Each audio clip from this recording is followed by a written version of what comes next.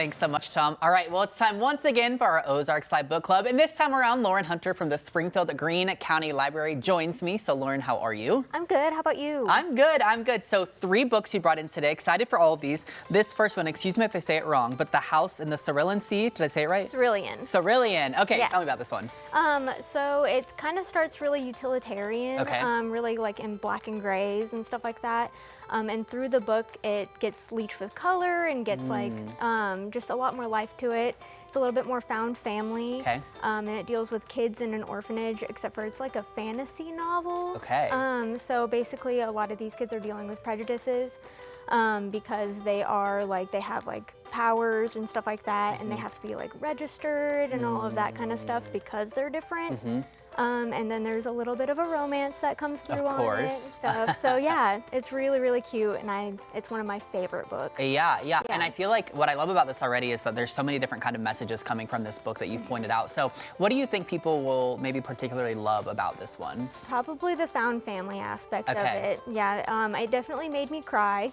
And it's a really good, I like audiobooks a lot. Yeah. And I think the narration was done really, really well. Yeah. And they'll probably pull out mostly like, don't judge a book by its cover. Yeah. You know, not everybody's the same. Yeah. So it's really, really sweet. Yeah. And found family would be the same idea as like a chosen family, right? Like the fact that family doesn't always have to be blood per se. Yes. Okay, cool. I love that. That's Yeah. so neat. All right, the second one you brought in is called The Tress of the Emerald Sea. Tell me about this one. So it's a Brandon Sanderson book, Okay. and if you've ever read Brandon Sanderson, it's always a little weird. Okay. Yeah, A little so- weird. Yeah. So it's one of my favorites because it's a standalone, which he usually does series. It's part of like the Cosmere universe. but Okay. You can read it by itself, and it's fine. You don't have to commit to a series. Yeah. But it's about Tress. She lives on an island that you're not allowed to leave. And her best friend's name is Charlie, and he likes to try to pretend like he's not like the Lord's son. And he gives her like cups, and she collects her little cups, and he gets taken on like a kind of like a voyage by his dad to try to find him a bride, but he's actually in love with Tress. So he just foils it all by being extremely boring.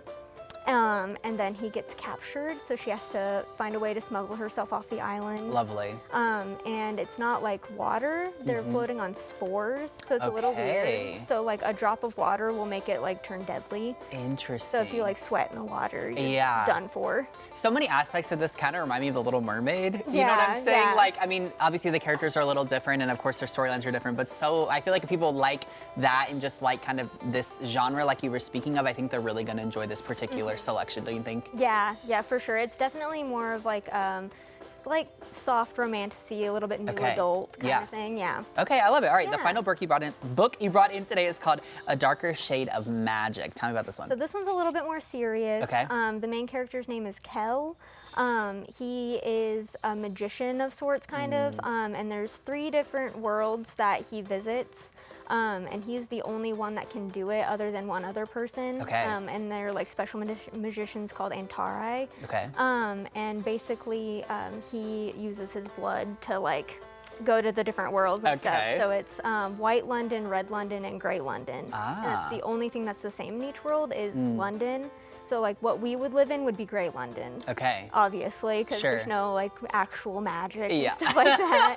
And he's kind of like a smuggler. He's not supposed to, but he does for fun. He thinks he's not hurting anything. Okay. And then something happens and he gets trapped in Gray London. And he gets almost killed because there's a different London called Black London that's closed off to the world. Okay. So it's like a bunch of evil magic. I love this. Yeah, the buzzword's London here. So, Yeah, so much I'm just giving London. you a hard time. But if people want more information, how do they go about getting that? At thelibrary.org. Perfect. All right. Easy enough. Oh my gosh, I almost said London again. There you go.